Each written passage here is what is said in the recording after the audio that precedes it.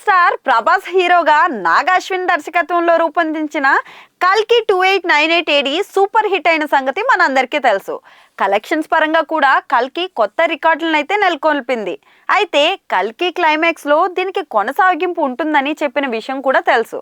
దీంతో కల్కి 2 ఎప్పుడెప్పుడు వస్తుందా అని డార్లింగ్ ఫ్యాన్స్ తో పాటుగా సగటు సినీ ప్రియులు కూడా ఎంతో ఆసక్తిగా ఎదురు చూస్తున్నారు.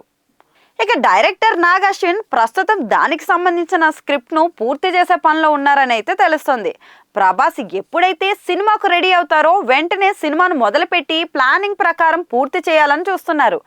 అంతా కూడా ప్రణాళిక ప్రకారం ముందే అనుకొని సినిమాను రిలీజ్ చేయాలని అయితే ప్లాన్ చేస్తున్నట్లు తెలుస్తోంది.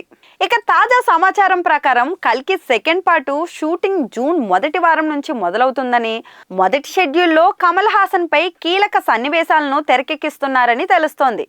కల్కిలో యాస్కిన్ సుప్రీంగా తెరపై కనిపించింది కాసేపే అయినా కానీ తన నటనతో ఆ పాత్రకు ప్రాణం పోసారు కమల్ హాసన్ గారు.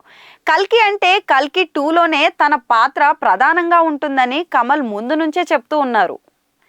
ఇక ఈ సినిమాకు కర్ణ 3102 BC అనే టైటిల్ను పెట్టాలని చూస్తున్నారట.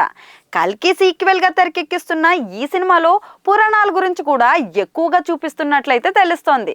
మరి కల్కి సినిమాను కర్ణుడి పాత్రతో ముగించారు కాబట్టి దానికి సీక్వెల్ గా వస్తున్న ఈ సినిమా కథంతా కర్ణుడి పాత్ర చుట్టూనే తిరుగుతుందనుకోవచ్చు. ఇవన్నీ చూస్తుంటే కల్కి 2కు అన్ని సెట్ అయినట్టే, ఎక్కువ టైం లేకుండానే సినిమా పూర్తవుతుందని చెప్పుకోవచ్చు. ప్రభాస్ ఫ్రీ అయిపోయి కల్కి 2కు డేట్స్ ఇవ్వడమే బాకీ అన్నట్లుంది. కాబట్టి నాగ్ అశ్విన్ చెప్పిన టైంకు సినిమాని రిలీజ్ చేసే అవకాశాలు కూడా పుష్కలంగానే ఉన్నాయి. కల్కి సీక్వెల్లో కూడా బాలీవుడ్ నటి దీపికా పడుకొనే కనిపించనుంది. కాకపోతే ఈసారి దీపిక అమ్మ పాత్రలో అయితే కనిపిస్తుంది. అమితాబ్ చేసిన అశ్వత్థామ పాత్రను ముగిస్తారా లేదా అనేది కూడా తెలియాల్సింది.